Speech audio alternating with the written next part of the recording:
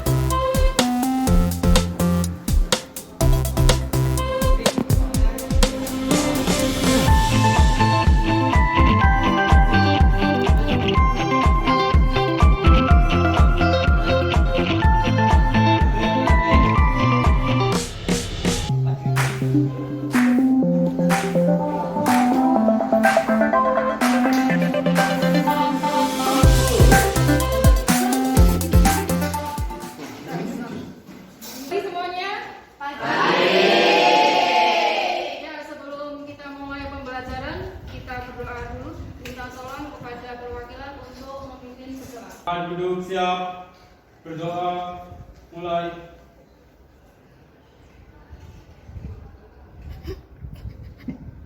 Berdoa selesai.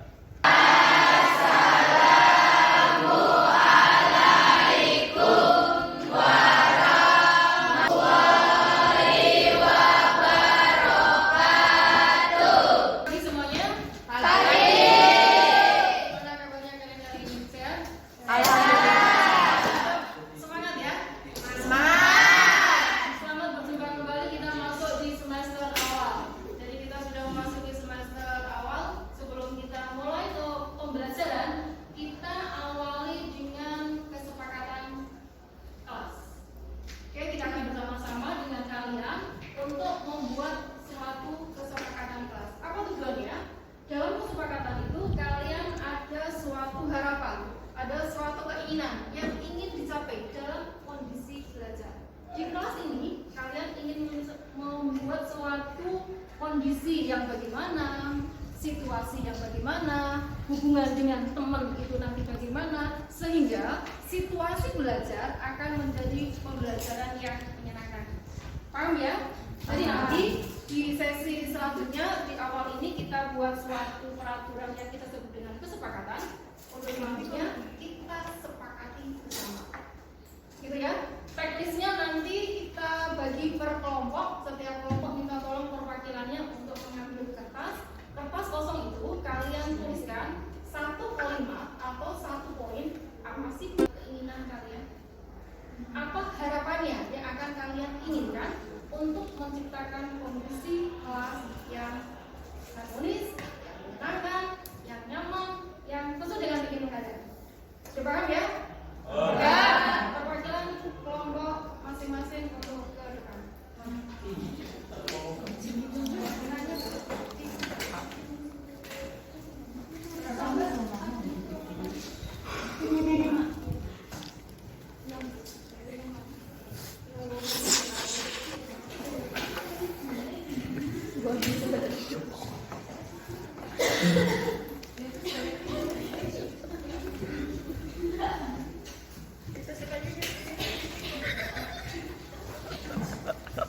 Sedikit rendah.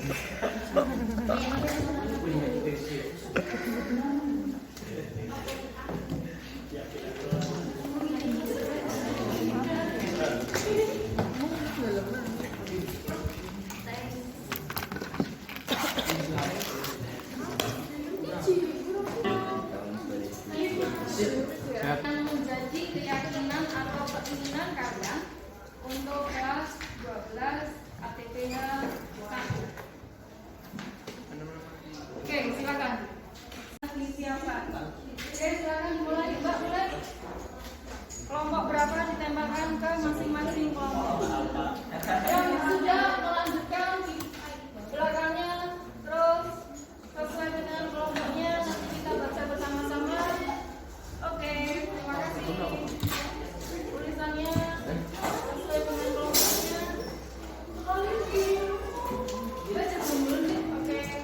bisa dua baris ya. Ini dua baris boleh nggak apa-apa. Kelompok beragama, kelompok sama.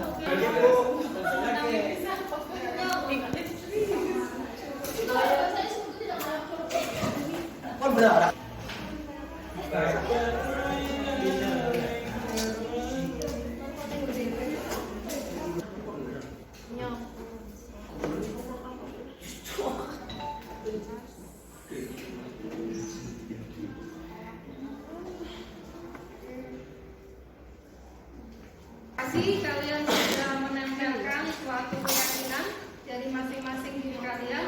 Kita sudah membacanya dari kelompok 1 sampai dengan kelompok 6. Setelah kita baca, kita ambil ada beberapa poin yang menjadi keinginan dari kalian. Yang pertama, kita lihat dengan kondisi lingkungan kelas. Gitu ya. Tiket. Apakah berjalan dengan baik? Piket, apakah sudah kalian kerjakan dengan penuh dengan rasa tanggung jawab tanpa adanya apa ya mas ya, suatu paksaan? Itu yang keinginan dari teman kalian yang ada di kelas ini. Setuju nggak? Setuju.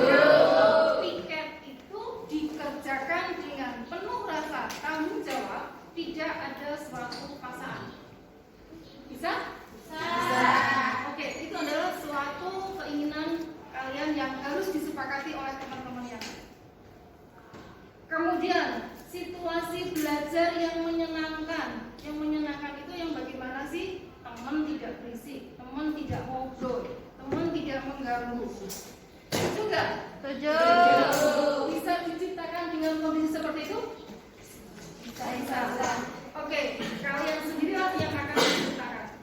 Setelah lingkungannya bersih, suasananya aman, nyaman, kalian belajar dengan penuh dengan semangat. Begitu ya. Kemudian lingkungan yang untuk kebersihan diperlukan alat atau alat kebersihan yang kalian. Kira-kira kalau rolling itu ada manfaatnya nggak?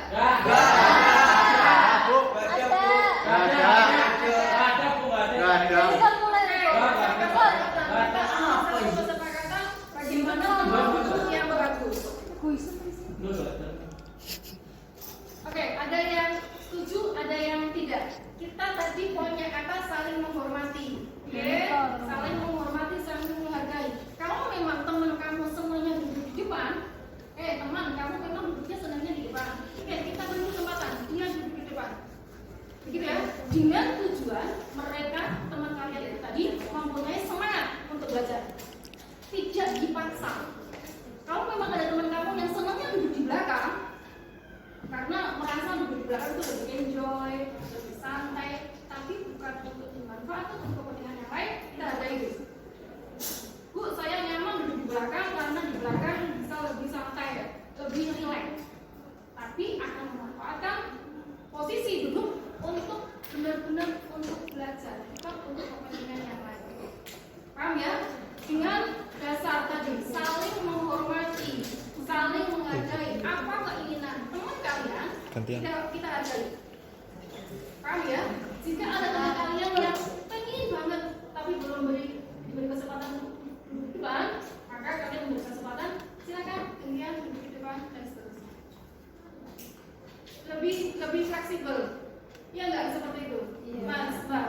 Jadi sekali lagi untuk saling mengerti, untuk mengerti keinginan dari teman kalian, saya pengennya bagaimana, teman kalian pengennya bagaimana, untuk bisa dikondisikan, untuk bisa didiskusikan dengan penuh rasa keharmonisan. Oke, sepakat? Sepakat. Oke, sepakat ya? Sepakat. Di rolling. Kemudian ada yang mulai, ada yang mengusulkan apa ini?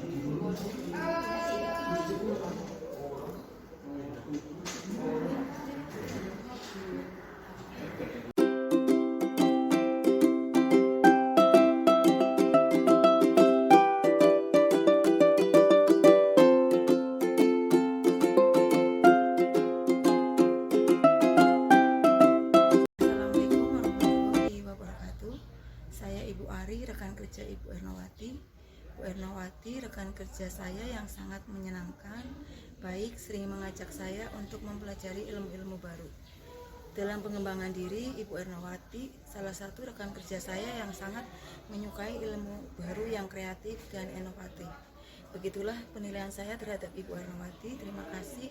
Assalamualaikum warahmatullahi wabarakatuh. Assalamualaikum warahmatullahi wabarakatuh. Perkenalkan, nama saya Nanda Nikola Saputra dari kelas 12 atau kelas 1. Menurut saya Bu Erna itu orangnya kalau sama murid-murid sering memberikan motivasi ya. Baik, orangnya baik, terus sering memberikan arahan-arahan. Lalu di dalam kelas juga mengajarnya nggak bikin bosen, asik orangnya. Ya gitu aja Bu.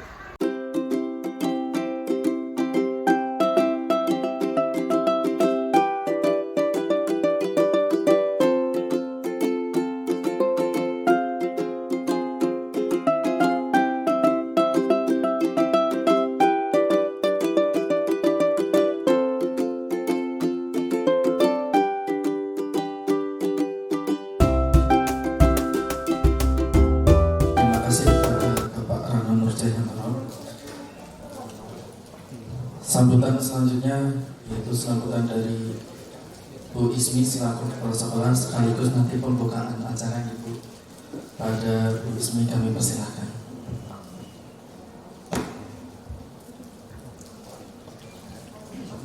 Terima kasih untuk waktunya Pak Edi.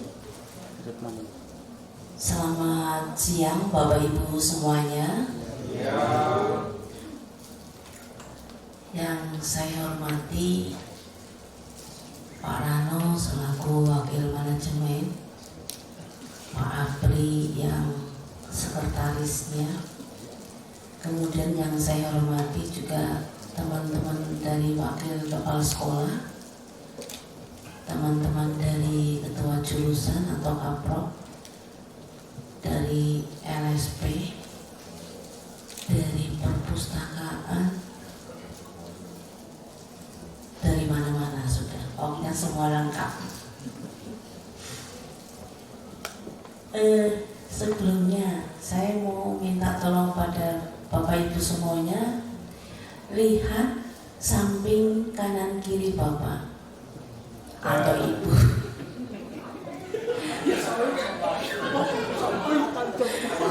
Oke,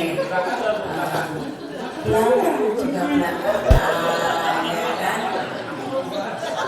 Ayo semuanya kerjakan, kanan, kiri, belakang, depan tidak usah. Kemudian berikutnya, setelah Bapak Ibu melihat samping kirinya, apakah ada perbedaan dari yang dari sekolah, dari yang di sini? Lokasi berbeda, apakah ada perubahan? Ada.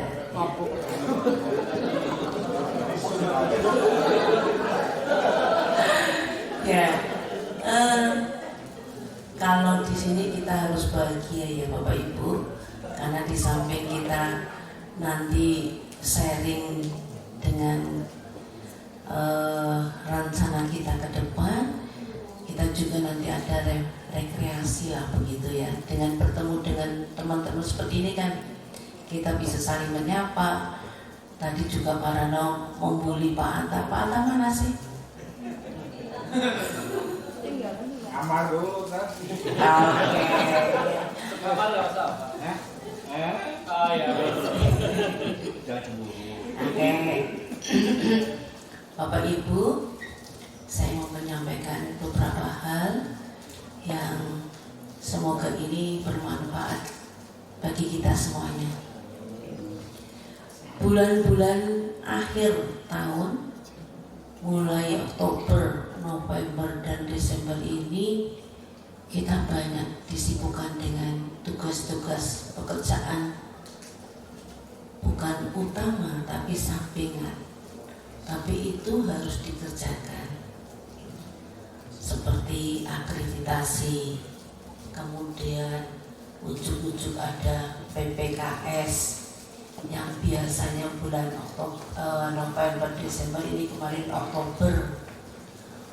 Nah, banyak sekali tugas-tugas yang harus kita kerjakan dan Bapak Ibu semuanya terlibat mengumpulkan dokumen-dokumen. Saya merasa terharu begitu Bapak Ibu, karena sekolah dibantu oleh panjenengan semuanya. Saya sendiri secara pribadi juga dibantu sedemikian rupa. Tanpa kerjasama kita yang seperti tadi disampaikan Pak Rano, kita tidak ada artinya. Jadi kalau orang berjalan sendiri pasti akan terlambat, tapi kalau dikerjakan bareng-bareng cepat selesainya. Bersyukur nilai akreditasinya kemarin sudah disampaikan Bu Udin di info kedinasan, kita dapat nilai A. Tepuk tangan dong. Ya, meningkat 1 angka dari yang kemarin. Waktu itu saya berpikir apakah sekolah bisa mempertahankan nilai itu, karena berat sekali kalau sudah nilai A ya berat. Kalau B naik ke atas A mungkin bisa beda, tapi kalau mempertahankan prestasi itu, kalau tidak ada kebersamaan kita semuanya pasti tidak bisa. Nah, informasi yang lain juga beberapa teman sekolah lain juga dapat A, tapi juga ada yang dapat B. Ya, bersyukur kita bisa mempertahankan nilai kita 5 tahun yang lalu ini sama. Dan nilai PPKS-nya juga saya tidak mengira Bapak Ibu, nilainya amat baik.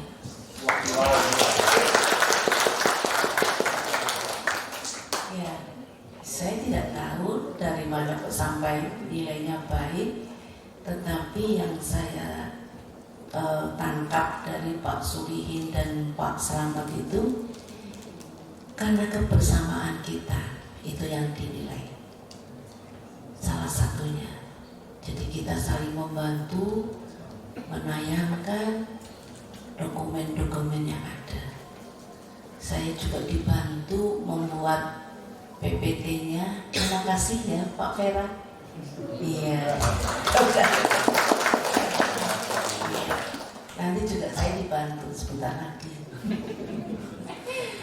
Ya, saya merasa bangga Bapak Ibu terhadap panjenengan semuanya.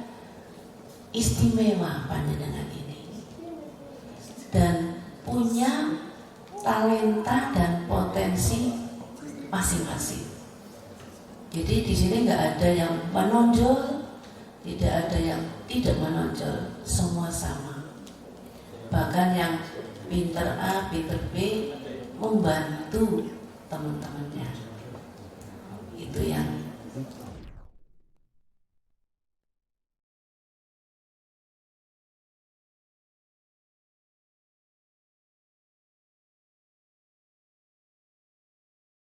bagaimana sih kita sebagai guru atau pelayan publik begitu menghadapi siswa atau orang-orang yang menyenangkan atau yang setengah atau yang kadang kita jengkel. Bagaimana kita menghadapi itu? Nah, ini Bu Eno dalam program CGP ada materi yang judulnya budaya positif. Bagaimana kita membuat pada diri kita untuk selalu positif thinking begitu. Ya mungkin itu proses ya, proses kadang kita jengkel, kita harus bagaimana, tapi kita menghadapi orang-orang atau makhluk hidup lah begitu. Ini nanti Bu Eno akan menyampaikan materinya. Kalau saya nanti hanya menambahi saja. Monggo Bu Eno.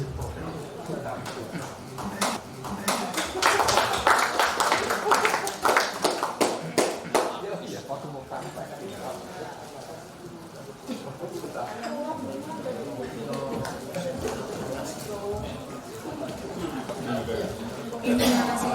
Assalamualaikum warahmatullahi wabarakatuh. Untuk memperbaiki ilmu yang sedang saya gali. Ini materi sebenarnya sudah kita hadapi sehari-hari Bapak Ibu, berhubungan dengan tugas kita, peran kita di sekolah sebagai guru, yaitu penanganan kepada siswa. Tapi nanti sebenarnya masalah yang akan kita bahas secara menyeluruh berdasar kepada peraturan akademik yang sudah Bapak Ibu semua pahami, sudah Bapak Ibu lah yang menyusun aturan akademik itu. Nanti kita itu sebagai dasar bagaimana pemahaman kita dalam penerapannya kepada siswa. Jadi sekali lagi, penerapannya kepada siswa itu bagaimana? Kita harus bagaimana? Apakah sudah benar? Apakah ada yang diperbaiki atau ada yang salah di situ? Ini hubungannya dengan paradigma baru kita menuju ke kurikulum merdeka. Ini benar-benar merdeka sehingga kita setiap hari bilang merdeka. Memang benar-benar merdeka. Nah, merdekanya ini bagaimana? Kita dituntut untuk memberikan suatu pemahaman dasar tentang filosofi pendidikan. Jadi mengarah kepada teori atau filosofi dari Bapak pendidikan kita, Bapak Ki Hajar Dewantoro. Ini yang baru saya pelajari Bapak Ibu.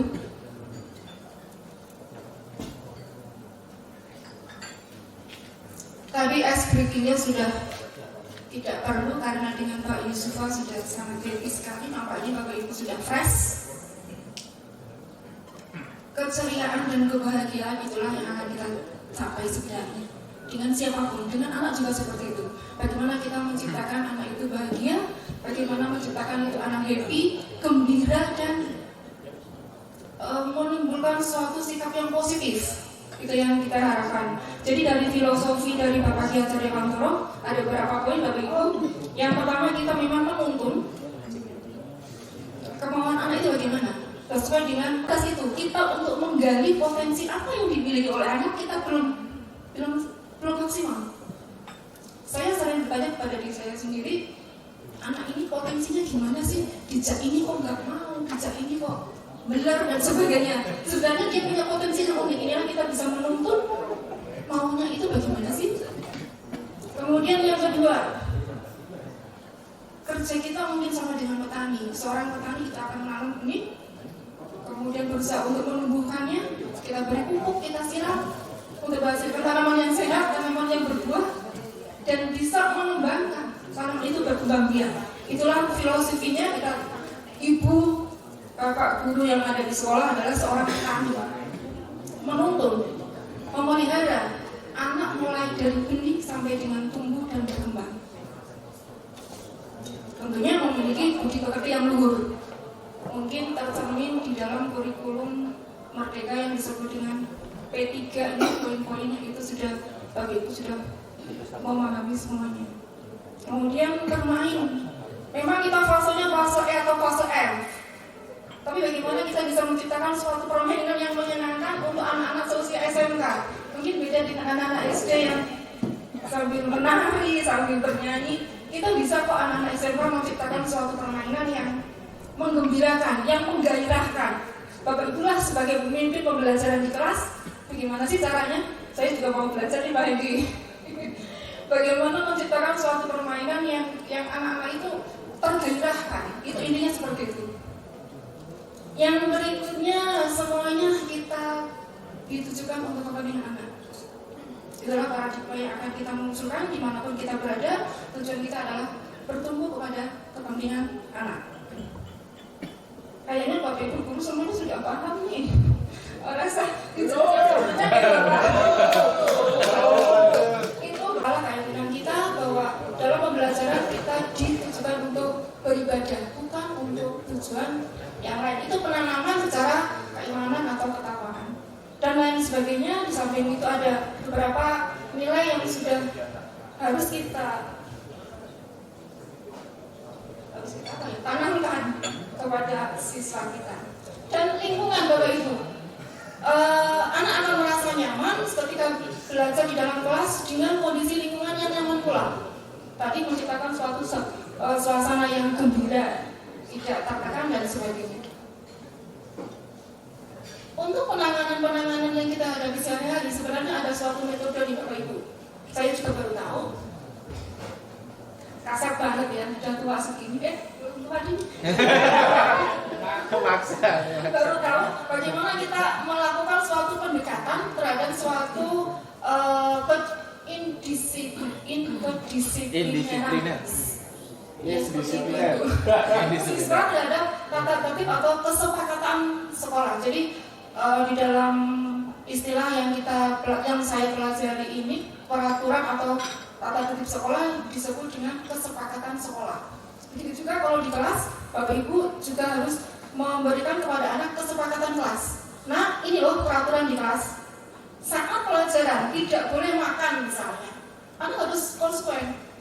Jika ada siswa yang makan di kelas, berarti kan ada suatu konsekuensi. Itu yang dibicarakan di awal ketika Bapak Ibu akan memulai pembelajaran. Ada suatu kesepakatan. Inilah dasar bagaimana anak untuk memunculkan budaya positif ketika ketemu dengan peraturan atau kesepakatan sekolah. Itu mulai dari kelas. Jadi tadi segitiga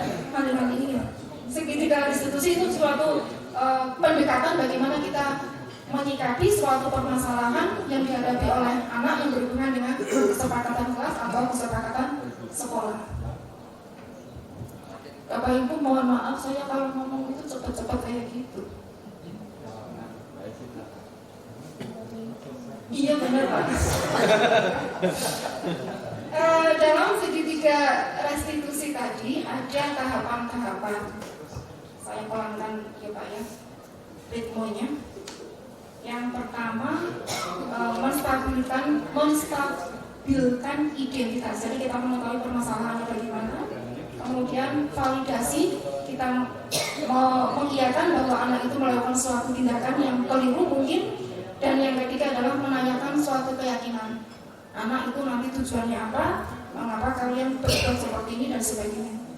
Nanti mungkin Bapak Ibu kita giring kepada suatu video yang nanti Bapak Ibu bisa mereview dirinya sendiri, termasuk diri saya sendiri ini, posisi nanti saya sebagai apa.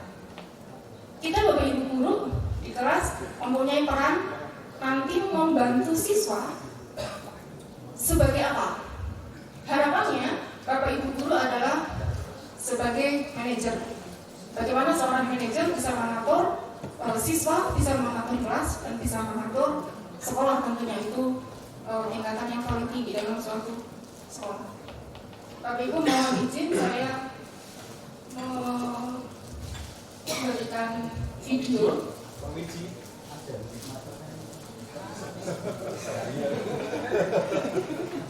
Nanti untuk lebih lengkapnya, lebih jelasnya oleh Bu Ismi akan dijabarkan lebih panjang, lebih dalam, lebih luas dan akan lebih gamblang nantinya karena beliau punya pengalaman yang luar biasa di bidang bimbingan dan konseling.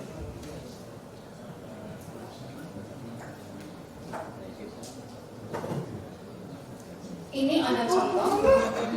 Sebenarnya nanti kita posisinya ada di mana berhubungan dengan peran kita sebagai bapak dan ibu guru.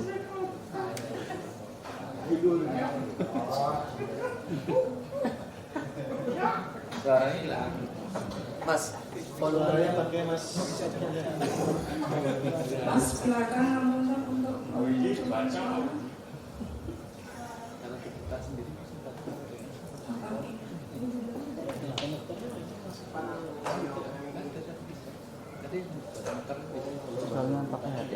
kita review bareng-bareng. Kita sebenarnya sudah melakukan ke arah menciptakan siswa yang menyenangkan atau malah sebaliknya?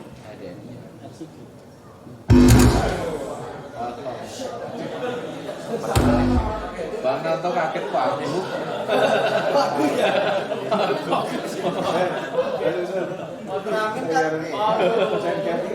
Ultraman kaget. Ultraman kaget.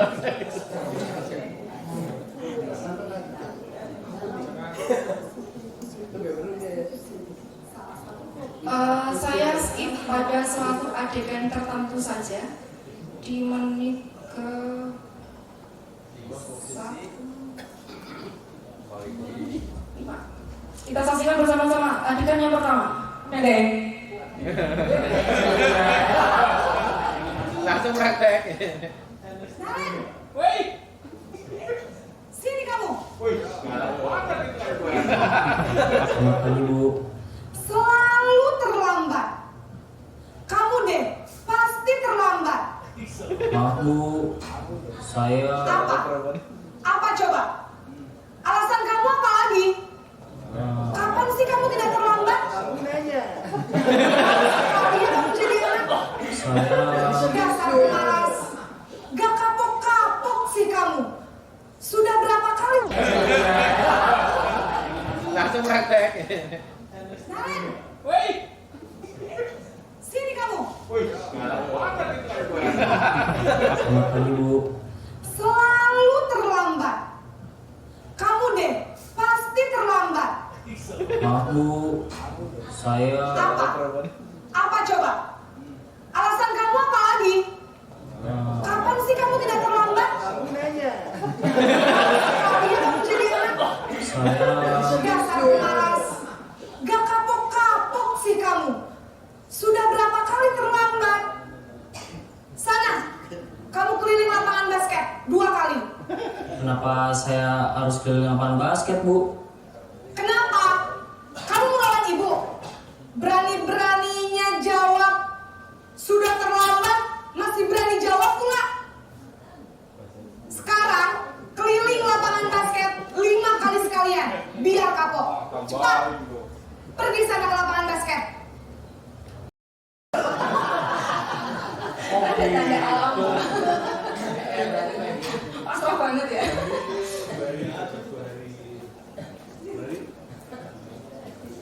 Harus selesai kan? Tadi saya akan membandingkan adegan pertama dengan adegan yang terakhir. Jadi adegan yang pertama tadi seperti itu, Bapak Ibu guru marah-marah dan langsung menghukum pada siswa bahwa siswa itu datang terlambat tanpa menanyakan alasannya kenapa kamu terlambat dan tidak memberikan suatu solusi. Itu sementara untuk adegan yang terakhir itu sebenarnya adalah adegan yang paling ideal, adegan yang menjadikan suatu pendekatan yang disebut dengan pendekatan dengan segitiga restitusi. Jadi di situ kita menggali anak itu mengapa terlambat, permasalahannya apa, kemudian kita berusaha memberikan solusi, tidak langsung menghukum atau menjustis kepada anak bahwa kamu anak yang gitulah. Biasanya bahasa kita kadang nggak enak gitu. Seperti itu Bapak Ibu. Sekali lagi, ya ini sudah selesai. Jadi seperti itu Bapak Ibu yang saya sampaikan. Untuk terakhirnya nanti kita bersama-sama. Jadi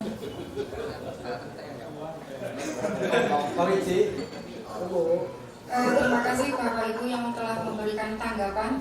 Saya akan sedikit aja Pak. Ini terkadang lupa waktu, mohon diingatkan.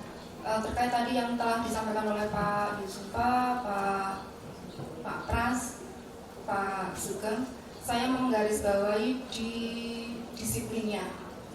Jadi inilah paradigma baru, bukan suatu hambatan gitu, tapi tantangan.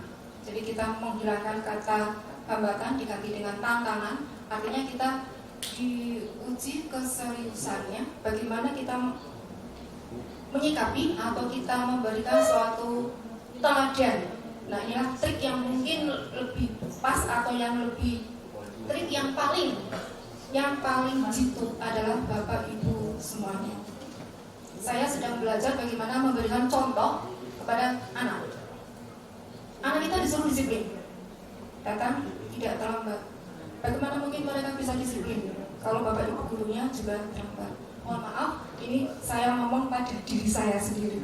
Seperti itu contoh satunya. Jadi ada satu trik atau tips yang sangat manjur menurut saya adalah bapak ibu adalah pemimpin, bapak ibu adalah teladan untuk anak-anak kita. Itu bapak ibu. Jadi sistemnya bagaimana, caranya bagaimana, metodenya bagaimana, kita berorientasi seperti yang dipaparkan tadi. Kita tetap berorientasi kepada kepentingan anak. Karena bagaimanapun juga mereka adalah anak-anak kita, penerus bangsa yang ingin mencapai tujuannya. Mungkin dari saya itu saja. Yang lain dikaitkan dengan sistem manajemennya, nanti sistemnya bagaimana, kita bisa mengarahkan sampai ke jauh sana dan sebagainya, itu nanti dari tim manajemennya yang akan membentuk suatu sistem. Jadi betul tadi itu merupakan suatu sistem. Jadi paradigma ini yang mendukung adalah semua warga, bukan bapak ibu guru yang ada di sini, tapi semua warga yang ada di sekolah tersebut. Terima kasih, mohon maaf dari saya. Assalamualaikum warahmatullahi wabarakatuh.